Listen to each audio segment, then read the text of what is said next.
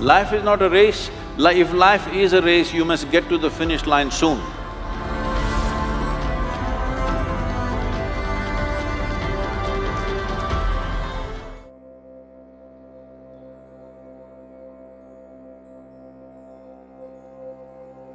How do you think I can build up on my self-esteem and get rid of the self-hatred that I have? Well,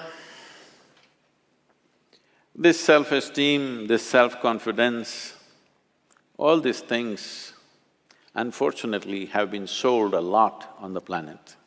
Why do you need esteem? Why do you need esteem? Esteem is because you want to be little one-up on somebody else all the time. Unfortunately, our education systems were made like this, right from kindergarten. Who is first, who is second, who is third? You want to be first. So, your sense of happiness is only when everybody is doing worse than you. What kind of life is that?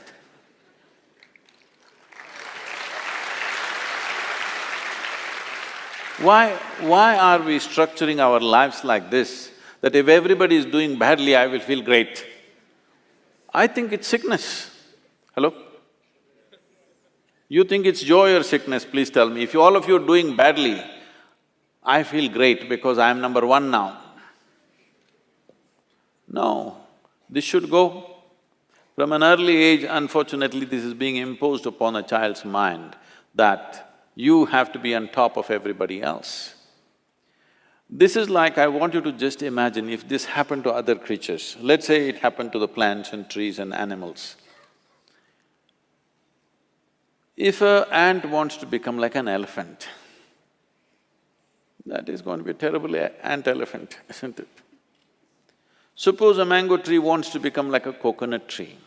It will be a horrible mango tree because with one branch like this, no mangoes will come out of this. A mango tree is like this, a coconut tree is like that. That's how it should be.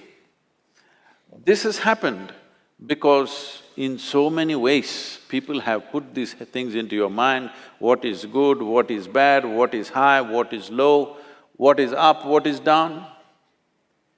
Because of this, you have never paid attention to every aspect of life in the sense.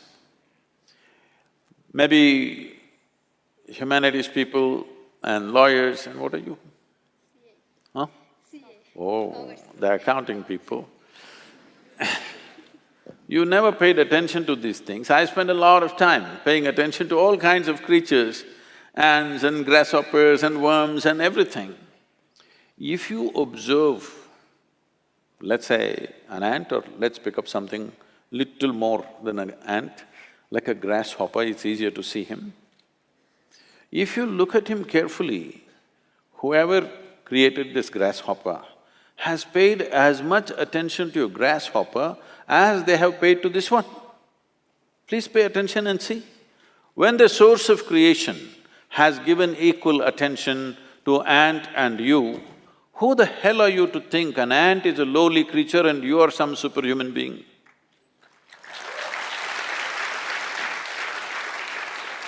Why are you making this judgment? Creation has not made this judgment.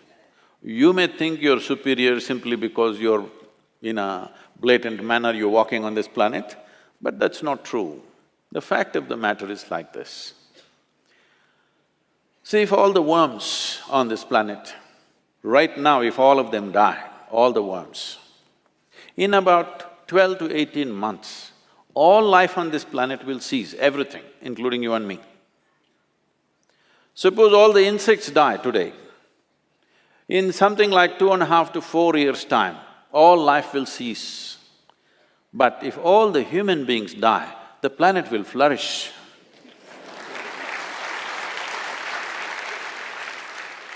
Yes, we make good manure.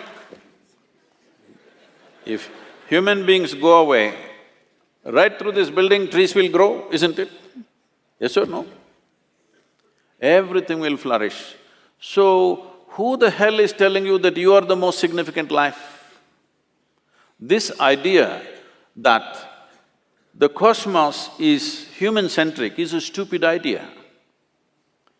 In this cosmos, even this solar system is a tiny speck. Tomorrow morning if the entire solar system evaporates, nobody will notice it. That's how small it is. In that tiny speck, planet Earth is a microspeck. In that microspeck, Bengaluru is a super microspeck. In that, you are a very big person with great self-esteem.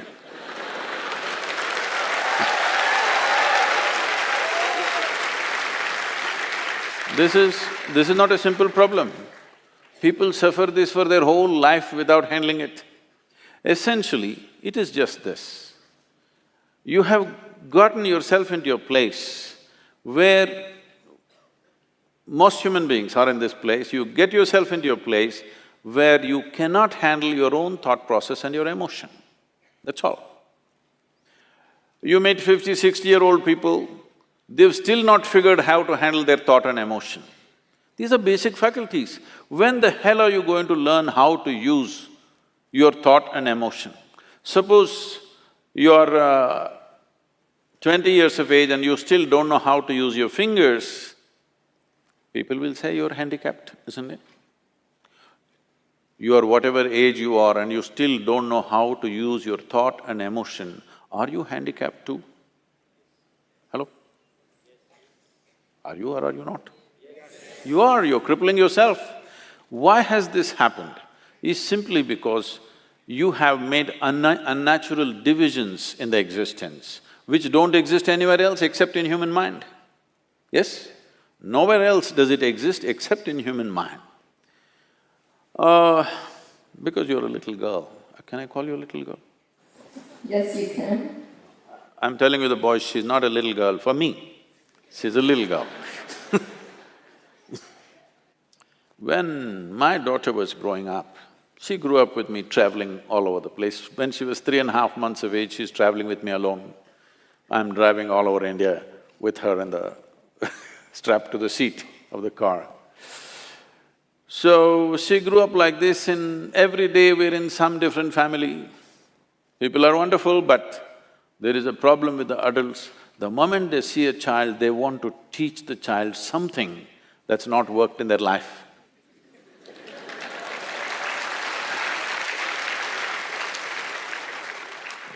You should see, this urge is so compulsive. The moment they see a child, they have to teach, they have to teach. So I made one rule, see, you can play with her as much as you want, you can talk to her, but nobody is going to teach her anything. But Sadhguru, she won't learn anything, ABC at least 1, 2, 3. I said, no 1, 2, 3. Then they said, she won't know how to count even her fingers. I don't care. If she doesn't know how to count her fingers, as long as she knows how to use her fingers, I don't care. She thinks she has 1,000,000 fingers, what's my problem? But they want to teach 1, 2, 3, ABC, Mary had a little lamb. I said, I don't care whether Mary had a lamb or no lamb. You're not going to teach her anything. So nobody taught her anything. She's all ears, everybody treated her… because if you have nothing to teach, you have to treat somebody like your equal. So she grew up. By the time she's 2.5, 3 years of age, she can speak in terms of remembering about 700 to 800 names, all adults. She thinks they're all her friends, because everybody spoke to her like she's an adult. And I would not have sent her to school, but my schedule went totally crazy and I had to put her in some school. So when she was 12, 13 years of age, one day she came back home and something that happened at school disturbed her. So she came and came to me and said, you're teaching everybody so many things, you're not telling me anything. I said, see, I don't do it unsolicited. Now that you've come, just sit down. This is all you have to know. Never look up to anybody. She looked at me like this, what about you, kind of thing. I said, especially me, because the moment you look up to me, you will miss it completely. If you look at me just the way I am, There is a lot of value to it. If you look up to me, what will you do? Probably take my picture and nail it to your wall, like you nailed so many people who are of value in this world. You just look at me for what I am, don't look up to me, and never look down on anybody. This is all. Never look up to anything, never look down on anything. If you see everything just the way it is, everything has immense value. Everybody has a place and value to their life, isn't it? Every creature has value. Because we did not realize that, how many things we have destroyed in this world? Simply because we think this is valuable, this is not valuable. There is nothing here that is not valuable, everything has its value. Maybe you are not able to see it. So don't set yourself up like this, you versus the rest of the world. It's a bad competition to get into. You want to be number one on this planet. It's a horrible place. Everybody below you and you up. Is it a good place to be? I think it's a sick place. This attitude of wanting to be ahead of somebody needs to go. Well, for fun in a game or something you compete, that's different. Life is not a competition, life is not a race. If life is a race, you must get to the finish line soon. If you think life is a race, you must be at the finish line today, I can tell you how. You want to go there? No. This is not a race.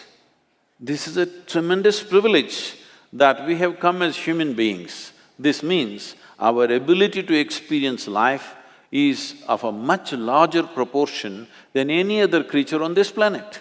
That is the significance of who we are, yes?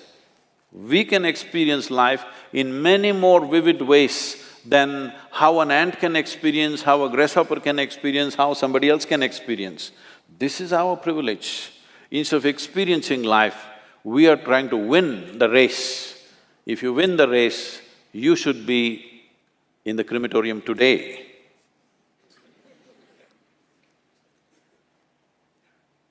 You don't need any self-esteem.